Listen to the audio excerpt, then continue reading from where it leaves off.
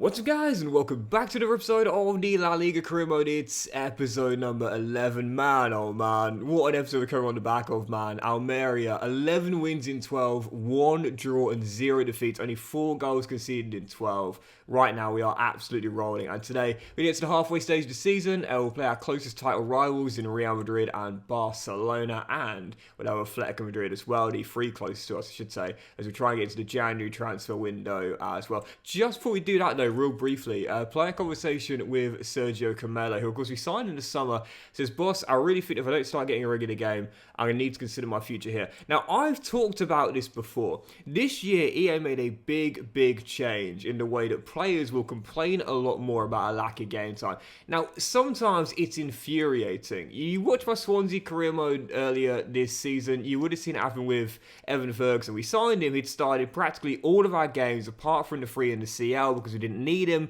We were resting him for the Premier League games. He got off to a record-breaking start and he requested a transfer in like October. It was stupid, but in this case here, I don't have an issue with it at all. He's played 7 of the 12 games, but they've all come from the bench. Getafe has started every single game. All of Camelo's games have come from the bench. He's got an assist off the bench as well, but we also gave him that crucial squad role as well, and that is, as the clue is in the name, crucial. We gave him that crucial squad role, so he expects to be starting these games, not coming off the bench. My opinion on this has always been, this is fine from EA, it's fine, and in a case like this for Camelo, this makes sense. I have no issue with him being frustrated here. It's when it happens to a player you started all of those games. Like I said, situation specific. But whilst I am going to risk him requesting a transfer, right now I simply can't give in to his demands. Getafe has been the best player of the season, and thus he'll start once again. First game of many today, Real Sociedad at home, Vamos Almeria. Yeah, like I've seen a lot of criticism for EA for this sort of like new issue, if you will. Particularly on the subreddit FIFA Careers. Shout out our careers. I say often I'm a long-term lurker on the sub. Listen, like, again, in a case like this, I'm not one bit annoyed. Like, I'm not one bit annoyed. How could I be? How could I be? He's played 7 of the 12 games, right? It's averaging just over 1 in every 2 appearances. For a crucial squad player, that wouldn't be enough on its own. But even more so, knowing the fact that all of those games, not just 2 or 3, all of those games have been off the bench as well. This is where I have no problem with it at all. This is where it makes sense to me. It's just when it's for a case like, again, the Evan Ferguson case. You didn't watch my Swansea career where basically I signed Evan Ferguson as Getafe was through to surely make it 1, robs his man and bends 1 home. Evan Ferguson, we signed him for like a club record fee, started all of our games in the Premier League. He was off to what would have been a record-breaking start, on pace to join the famous 40 club as well. And he requested a transfer just because he hadn't played the 3 CL group games, which were basically, obviously not meaningless at all, but we won them all without him. We didn't need him for those games there, you know, so it's like, what? It's a good idea from EA in theory to make squad roles more important, if you will, but it needs to be right, you know. You can't have a player request a transfer when they've played the vast majority, if not all of the games, and only maybe missed like 1 or 2 cup games. It makes no sense. In this case though, for Camelo, like I said, I'm okay with it. I don't mind it at all. It's like, oh, what a save by Julian, but gets no luck with the rebound there. It's like you know, the whole player conversation thing, it shouldn't even be called player conversation, because you can't really talk to the player. It's just, okay, it's just one-on-one. You know, they'll say something, you say something back, and then done. Case closed. Matter over. Conversation finished, you know? If I could just say to, like, Sergio right now, listen, I know I've signed you with the crucial squad status. I know you want to play and most crucially start these games as well, but, you know, are you seeing what Getafe was doing? Like, what are you doing whilst you're on the bench there? Because hopefully you're watching the game, and if you are, you'll be seeing why you're not starting right now. Do you know what I mean? This is what EA need to add in, like actual proper player conversations where you can have a back and forth, where it's not just one question, one answer from the player to the manager, you know? Because right now I'll be saying to Camelo, listen, I do want to play you, I do want to start you, I do want to get you more games, but how can I drop this guy, man? I mean, literally, he's on course for a record-breaking amount of goals. Well, not a record-breaking, not in La Liga. But he's on course for a golden boot anyway. How can I drop him right now, in any game? Into the game, still leading by 1, looking for a 3rd goal to Oh, it's gone in. Oh, my, how's that gone in? Well, I was going to say a third goal to give us a cushion, and it's a first for Getafe, but I don't know if he's going to be able to claim that because there's no way that went in without a deflection. Otherwise, that's incredibly poor goalkeeping. So the new centre-half in from Mallorca heads in the corner, but it must have taken a nick off someone. Does it? No, it doesn't. It's just really poor goalkeeping. Wow, Alex Ramiro's dropped a clanger there. That should, granted it's towards the corner, it's just snuck inside the post, but for a keeper of his class, he's got to get something on that. Edgar to Monchi, what a touch. And Delafeu, oh, wonderfully done. To Timber for 4. Yeah, we said in the last episode with the new Girona, we are the team to beat this season. It's going to be 12 in 13 and no losses. There has never been a better time for us to take on Real Madrid.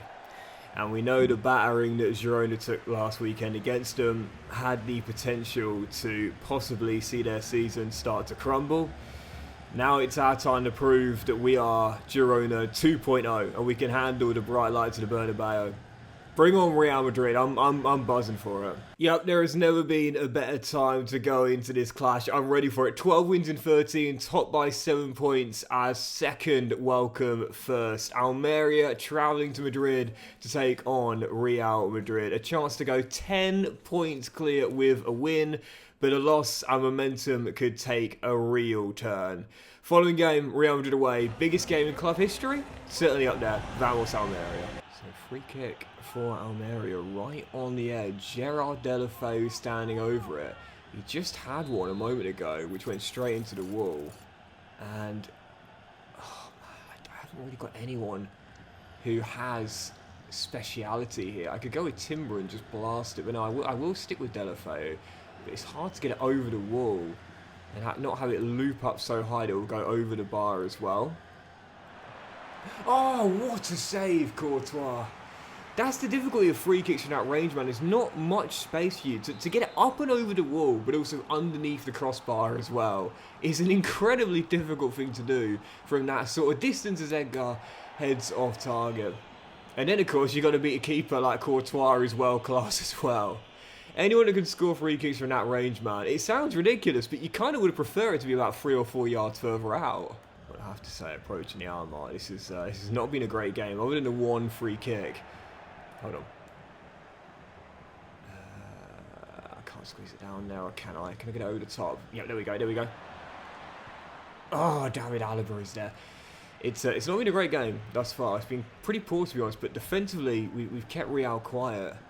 Despite their duo of Lukaku and Osimhen, Bellingham in behind, Valverde, Camavinga, Modric still as good as ever. They haven't had an answer, and this season, that has been our main strength. Only 5 conceded in 13 games. If a team like Real Madrid with all their stars can't break us down, who can? 16 to go, just trying to cling on. Oh, that is inch perfect trajectory. No, no, no. Oh, no, Bellingham's going to make it 1-0.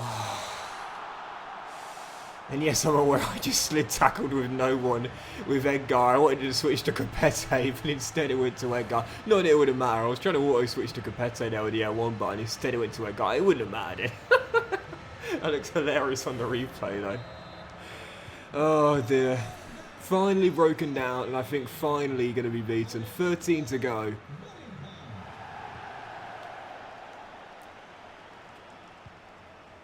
Come on. Oh, Delafeu just couldn't get away from David Alaba. I think that's going to be it. Final chance. Timber, Melamed. I see you, Mafio. Got to work it in. Monchu. Oh, no, he's gotten behind Delafeu. You don't get many chances at the Bernabeu. So you got to take the ones you do. And I didn't. Bellingham with the winner. Our undefeated start comes to an end. So many similarities between our start to the season and Girona's in real life as well, including a huge defeat at the Bernabeu. Bellingham with the winner. And so, on the conclusion of the game, you see now, the gap cut to 4. And again, always worth remembering, in La Liga, the tiebreaker after points are level is at first head-to-head. So that means that we'll have to beat Real Madrid in the following reverse fixture in order to finish above them if we finish level on points. Always worth remembering. Right, entering December, we've got 3 more scouting updates. Well, do you remember in the last episode I was saying you shouldn't jump the gun when you see a youth player with an amazing overall. You should wait a few months before putting him in the academy. Ivan Ojeda looked like an absolute weldy of a youngster. His potential has already dropped to 65 to 85, which means it's likely to be around 75, 76. So again, this is why I always say it. Give it an extra month or 2 before you put them in your academy. And from Egypt, we'll continue scouting these 3. Tariq Hassan looks like a really good young fullback here. But again, want to give it at least 1 or 2 months before we put them in the academy. And from Colombia, this might be the lowest overall I've seen on a youth player in the youth scouting. 28 to 40 as a range? That's mad. I mean, don't get me wrong, the potential isn't disastrously low, but that is unbelievable, honestly. When you think about that, let's say that 28 was the actual stat and 83 was the potential. That is a growth of 70... No, not 75. 55 plus 55 growth. Imagine that. That's incredible. Dear oh dear, but the academy right now looking like this. Again, you'd say the best player so far continues to be the young goalkeeper, but also the young Saudi Arabian CB that I'm quite keen on. Al Amri, 6'1". He's got a bit of pace, 75 stamina as well, and some okay stats, but of course still a long way to go. And I get asked a lot, why do you get your players unbalanced? I just prefer natural growth. I take the point, it does take longer for them to grow, but especially for younger players, I like the attributes to go up evenly, so they're not too lopsided, if you will, as time goes on. Right, following game, aim to bounce back. Atletico Madrid in 3rd place. Massive loss in Madrid, but now back in Andalusia. Aim to stay undefeated at home, if you will, and bounce back with a big 3 points here. Lose this one, though, and Real can get the gap to 1, and Atletico to 3 as well. Got to bounce back here, Vamos Almeria. Oh, man, no. Oh, keeps Frank. Oh, okay, well, bit lucky, but fair enough. Dear oh dear. Okay, this is... right. Oh man, we are put under pressure early. I love this though. I love this. Atletico Madrid sensing weakness on the back of our loss at the Bernabeu and going straight at us from the first whistle as Llorente puts it past Julen. I love that though. I really do. Sensing blood, sensing fear going at us. They're like, these guys? Top of the table? Really? Come on, man. They've tricked you, man. They've tricked you. They're title contenders, mate. They're mid-table at best. Okay, alright, okay. Under pressure early, down early. Now, let's see what you're made of. Time to respond. Oh, man, oh my goodness. Oh, Julen, what a save. Oh, no. One of those moments, we talk about it often, trying to block the shot, trying to block the pass, and in the end, it's the follow-through that catches the man. It's one of those, and I think that change in reaction kind of says it all, That is me in a nutshell there. It's unlucky, but I think it is a pen. It's 2-0. Okay, alright, okay, this is worrying. We know how overpowered form is. This is worrying. Almeria trick y'all, man. These guys aren't title contenders. These guys aren't able to sustain a run to the championship. Are you kidding me? Oh yeah, we can. Come on, back in it. I don't know if you saw in the Atletico Madrid team as well. In the back line, Gerard Brandthwaite, the former Toffee, I swear, it's like the second save of mine I've done this year where he's gone to Atletico Madrid. I quite like it as a signing as well. Oh, Ramazani, brilliantly done. Cleared away by Gabriel. He is a heck of a player. He's a heck of a young talent. He's played a crucial role for Everton and Daesh this season. He's out on loan at PSV last year as well. But people forget this. He was a Lampard signing. He was a Frank Lampard signing from Carlisle United. Not an academy grad. No, came from Brunton Park in Carlisle instead. Lampard, for the criticism he's had in his managerial career, and a lot of it justifiable as well, to me, I think he should go for a recruitment role in his next role in football. Forget managing. Yes! Forget managing. Focus on recruitment, because his recruitment is pretty solid, to be fair. Some of the signings he's made, Derby, Chelsea and Everton as well, decent. But clearly his managerial skills, much to be desired. Even so, battling back from 2 goals down, that's the sort of resilience we need. Monchi with a leveller. Yeah, I won't try and deny it. I don't think Lampard is cut out for top level management. I really wanted him to succeed, I really did, but... Oh, great from Lookman and Marcos Llorente resourced the lead. But in terms of like consultancy and recruitment, I think he'd be really suited to a role like that. Really suited indeed. What a game though. Marcos Llorente resourced the lead almost instantly. 3-2, 5 goals in the first half, but 3 conceded in the game. Man, our defense has been rock solid this season, but in this game, nothing as Sergio Camelo getting annoyed. His first start hits it straight at Jan Oblak. Yes, Dion, William, mate, William. Sergio, great touch. Great ball. Oh! Cool as you like, mate. Ramazani would have finished 3. What a game, 3-3. Well, I think we've shown we've got the resilience as a team to... Hold on. Camelo! Yes! Show the respect though, Atletico Academy grad, first goal, and isn't it just so fitting? I talk about this so often, but I swear, it's like, I don't think it's coded into the game, I really don't, but it happens a lot in FM as well. When a player plays against their former team, they turn it on. Sergio Camelo's first start, and is it any surprise this is how he gets his first goal for the club? 4-3, 7-goal thriller, what a game. Yeah, I mean, I don't think there's anything coded into the game that makes it this way, but it is just so common, isn't it? You know, like a player will get a goal or an assist or a man of the match performance against their former team. It always seems to happen to me in FM. What on earth is Dion doing charging forward? Oh, almost getting the assist, that's the answer. Delafeu's shot blocked and put behind for a corner. But yeah, I'm noticing it more in CM now as well. Players against their former team, oh my goodness. Having an absolute mad one. Sergio Camelo so close to the brace, man. 10 to go. What a thriller. What a contest. And I think we've just shown everyone that despite the loss at the Bernabeu, we for sure are title contenders. What a comeback win this is going to be. Well, if we can hold on, that is. Still leading by 1. Final chance for Atletico, you would say. Easy.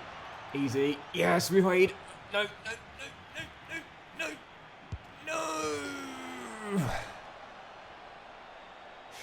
Oh, those pesky stand tackles, man. They're just never strong enough, are they? I mean, heck of a game, and possibly the best game I've played in FC24, and that is saying something. It's certainly up there, that's for sure, but... Oh, man, we battled back from a losing position twice to take the lead for the first time, and then surrendered the 2 points with the final kick of the match. That is tough to take, man. No wins in 2, 1 point from 6. Okay, the big boys have arrived and showed us what we've got to do in order to compete for silverware. And as the gap at the top of the table is cut to 1 point taken from 6, now we face Barca as we face Spain's big 3 one after the other. Huge clash away in Catalonia, aim to return to winning ways here against Xavi's side. Vamos, Almeria. So no clean sheets in our last 3 games now as well, as we're starting to showcase some cracks in our defence after what was a rock solid start on that end of the pitch this season. Oh my goodness gracious. Oh, what a save Julian to bail me out though. Pedri, great dribbling, but what a stop by Julian to keep it at 0-0. I you know what, man, I don't know. We had this incredible start to the season, but are we really good enough to compete for the title? I mean, really? I'm not sure, man.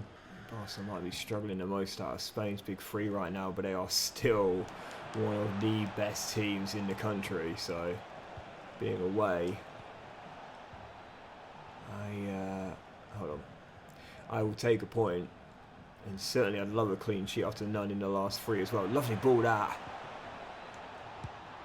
Oh, great save on Ter Stegen against Sergio Camelo as well. Still 0-0.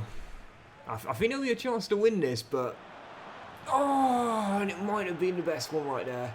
Free header, Camelo puts it wide.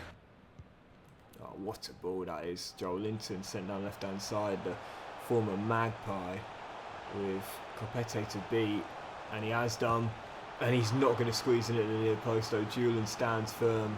Talk about learning from your mistakes, man. Marcos Llorente squeezed one past him at the near post in the last game. This time, gets his angles right. Oh, no, it's a great save on the volley, dropping out of the sky. Gundogan caught it cleanly, but he gets down low to his left to tip it behind. As we're still tied at 0-0 for now. Final chance to game in the 5th minute of stoppage time. If this goes in, I'll be fuming. Dangerous delivery. Up in the air. Keep stay on your line. Stay on your line. Oh, well done, Julian. Once again. With another big save. He's been solid, mate. Great pickup from Bilbao. 2 points taken from 9. No wins in 3. Back-to-back draws. But against a big 3 in Spain, those aren't bad results at all. But whilst they might not be in bad results, this one will be if we fail to win. Next up, Las Palmas back in Andalusia. Vamos Almeria. Yeah, let's not kid ourselves. 2 points taken from 9 isn't great, even against a big 3 in Spain. But when you consider the manner of the results, only losing to Real Madrid in the final 15 minutes of the game. Before that, we were tied at 0-0. To have battled back twice against Atletico Madrid to claim a point and be seconds away from a win, and to have held Barcelona to a goalless draw away. This is why I often say it. Sometimes, the data, sometimes the numbers, they can be a little bit deceptive. You need to look at the bigger picture, if you will. That's the big 3 of Spain. We've just had okay results against, and even in the loss against Real Madrid, like I said, lots of positives as Ramazani hits a straight at the goalkeeper. I'm a stats nerd. I love looking at the numbers. I love looking at the figures. But sometimes, it's Getafe who goes for an audacious effort and fires over. Sometimes they don't tell the full story. That's gonna be yours, Edgar. Yes. I'm so glad I made him captain. I really like him. Melamed. Getafe, Nico. He's onside there. Turns Sol Coco. And just about squeezes it in off the woodwork. And can I not run behind the goal? Is the goal too close to the pitch? I guess it is because he's glitching out.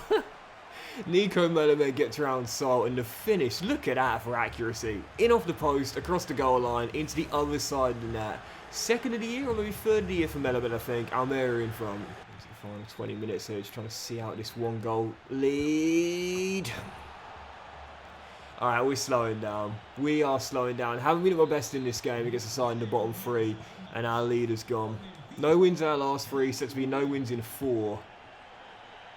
Again, it kind of showcases the overpoweredness of form, but... Yes! No excuses. No excuses. Got to win this.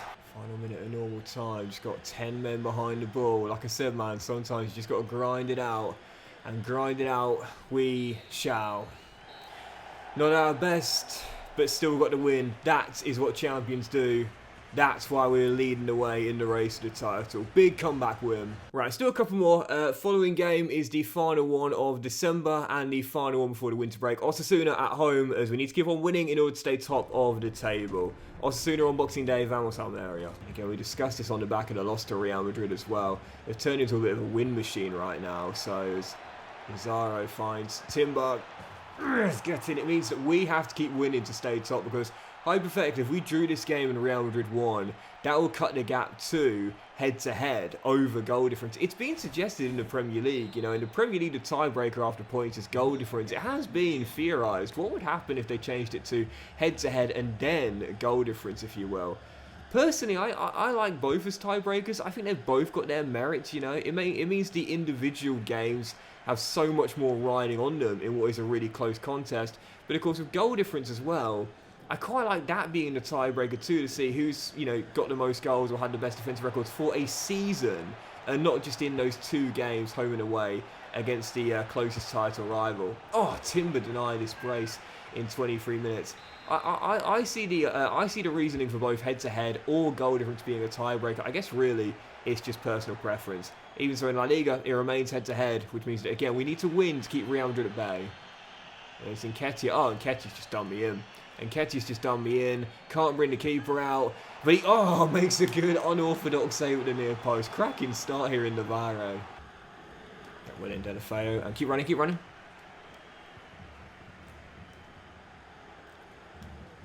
Oh, Gerrard, no you didn't.